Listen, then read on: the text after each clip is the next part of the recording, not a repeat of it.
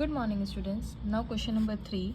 A 2 cm segment of wire carrying 5 ampere current in positive y direction. ठीक है, तो देखिए ये जो हमारे पास एक वायर है, ये कौन सी डायरेक्शन है? पॉजिटिव y डायरेक्शन में lies along a positive y direction. The magnetic field at a point 3 metre and 4 metre and 0, मतलब z एक्सिस है ही नहीं, खाली 3 4.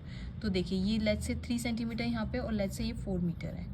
तो यानी यहाँ पे इस वाले पॉइंट पे पूछ रहे हैं, तो मैग्नेटिक फील्ड इस पॉइंट पे कितनी होगी ड्यू टू दिस वायर, जो कि 2 सेंटीमीटर का है. तो आपको करना क्या है, अपने फिंगर्स को ऐसे रखना है इन द डायरेक्शन ऑफ आप लोगों को फॉर्मूला पता है, पहले हम फॉर्मूला डिस्कस कर लेते. वैसे इसमें आपको सॉल्व करने की ज़रूरत ही नहीं थी. इसमें अगर आप डायरेक्शन लगा लेंगे तो डायरेक्शन से ही एक ही आंसर निकलेगा. लेकिन still I will solve the question. That is the question number 3. Okay, so formula is magnetic field निकालने का फॉर्मूला है mu naught I divided by 4 pi into, ये मैं इंटू बना रहे हैं ना, यानी normal multiplication, D L cross, ये क्रॉस प्रोडक्ट का है, cross R divided by R cube. ये मैग्नीट्यूड क्यों लगाया कि we are not talking about the direction, only magnitude has to be considered. तो देखिए मैग्नेटिक फील्ड की डायरेक्शन कैसे निकलेगी, डी एल क्रॉस आर से निकलेगी. तो आप ध्यान से देखिए, ये आपका डी एल इस डायरेक्शन में है और आर पॉइंट इस डायरेक्शन में है. तो मैं थोड़ी देर के लिए इसको ऐसे कर देती हूँ. देखिए ये मेरी पेंसिल है, ये मेरा पेन है जो वाई एक्सिस में है, और यही मेरा ये 2 सेंटीमीटर का जो वायर ये बोल रहे हैं, ये वाला पेन है मेरा. ठीक है, और ये इस डायरेक्शन में जा रहा है और पॉइंट कहाँ पे है, यहाँ पे है कहीं. तो डी एल, ये डी एल ऐसे, डी एल, ये डी एल, और मुझे इस जगह पे जाना है, डी एल एंड दिस. तो देखिए मेरा अंगूठा इस डायरेक्शन में जा रहा है, ये डी एल और ये डी एल, ये देखिए ये डी एल यहाँ पे हमारा और पॉइंट यहाँ पे, तो डी एल ऐसे. तो आप करेंगे तो इस डायरेक्शन में जाएगा, और ये कौन सी डायरेक्शन है, नेगेटिव वाई की डायरेक्शन है. नेगेटिव वाई मतलब this is my this position, that is यहाँ पे ये मेरा क्या है, सॉरी ये कौन सी डायरेक्शन है, ये अपनी ये डी एल क्रॉस आर, तो ये वाली डायरेक्शन है. तो देखिए ये ऊपर वाला मेरा पॉजिटिव वाई है, तो नीचे वाला नेगेटिव वाई होगा. ये पॉजिटिव एक्स है, तो ये मेरा नेगेटिव एक्स होगा. तो अगर ये मेरा बाहर निकला हुआ जो पेन आपकी तरफ आ रहा है, ये पॉजिटिव जेड है, तो नेगेटिव जेड यहाँ पे होगा. तो मेरा अंगूठा इसी डायरेक्शन में जाए, that is negative Z. Negative Z मतलब क्या आंसर आएगा. ठीक है, तो यही वाला ऑप्शन सी. अब माइनस के प्लस के, तो माइनस के क्यों, क्योंकि पॉजिटिव जेड तो इधर बना हुआ है जो फिगर में बना के दिया हुआ, मतलब ये पॉजिटिव जेड आपकी तरफ, तो नेगेटिव जेड उधर होगा. नेगेटिव जेड मतलब माइनस के. देखिए ध्यान से, ये पेन जो जस्ट है, ये पेन मेरा क्या है, length of the segment of the wire, वो पॉजिटिव वाई की डायरेक्शन में. तो ये और पॉइंट इस साइड है, इस पॉइंट पे ये ऐसा जा रहा है और ऐसा आपको इस पॉइंट की तरफ इशारा करना है. तो अंगूठा आपका इसकी तरफ जा रहा है, माइनस के की डायरेक्शन. तो एक्चुअली सही पॉइंट, सही आंसर सी ही था. आपको ये कैलकुलेट करने की ज़रूरत नहीं थी, लेकिन फिर भी will calculate. Okay, since I have time. So आपको पता है म्यू नॉट अपॉन 4 पाई जो है, दैट इज़ इक्वल्स टू 10⁻⁻7 है. आई की वैल्यू उन्होंने दे के रखी है 5 एम्पियर, और मुझे डी एल जो है, डी एल की वैल्यू मुझे दे के रखी है, ध्यान से देखिए.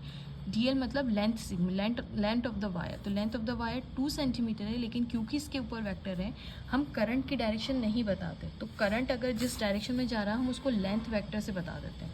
तो हमने एक लेंथ वेक्टर एज्यूम कर लेते हैं, तो वो है हमारे पास यहाँ पे डी एल. तो 2 centimetre wire in positive Y direction है.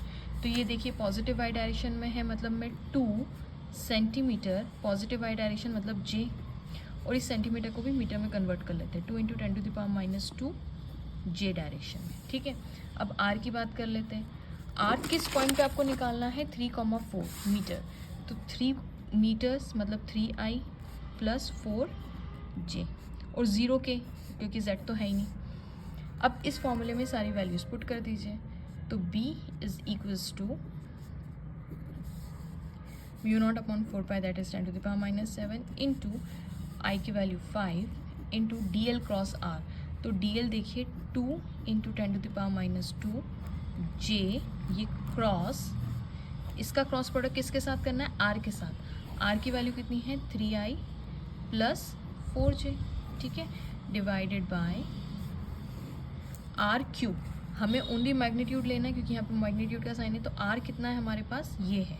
देखिए सबसे पहले इसका मैग्नीट्यूड निकालते हैं। तो मैग्नीट्यूड किसी वेक्टर का कैसे निकलता है? Magnitude of R is equals to under root of A square plus B square, that is 3 square plus 4 square, that is under root of 9 plus 16, that is under root of 25 which is equals to 5। तो इसका मतलब ये are की value कितनी आ गई? 5। तो ये कितना है? 5 का क्यूब। ओके, अब यहाँ पे ये देखिए, एक 5 से 5 यहाँ पे कट गया तो 5 स्क्वायर बचा हमारे पास, ठीक है। तो 10 to the power -7 divided by 25 into, अब इस ब्रैकेट को सॉल्व कर लेते हैं। देखिए ये जे है तो जे क्रॉस आई करना है। अब आप इसको जानते हैं आई, ये जे और ये के, तो जो मेरी इस एरो को फॉलो करेगा ऑल पॉजिटिव।